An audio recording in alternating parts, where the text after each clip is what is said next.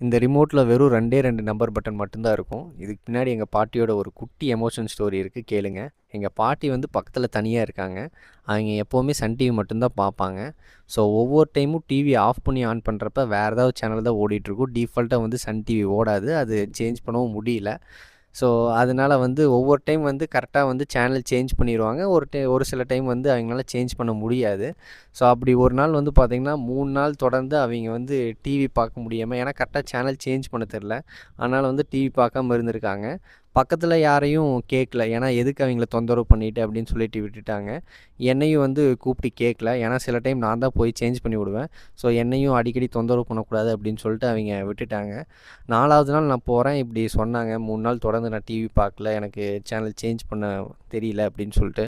So என்னடா பண்ணுறது அப்படின்னு யோசிச்சுட்டு நான் உடனே டிவி ரிமோட்டை கழட்டி அதில் 75 அந்த நம்பரை மட்டும் விட்டுட்டு மற்ற எல்லா நம்பரையும் வந்து கட் பண்ணி எடுத்துட்டேன்.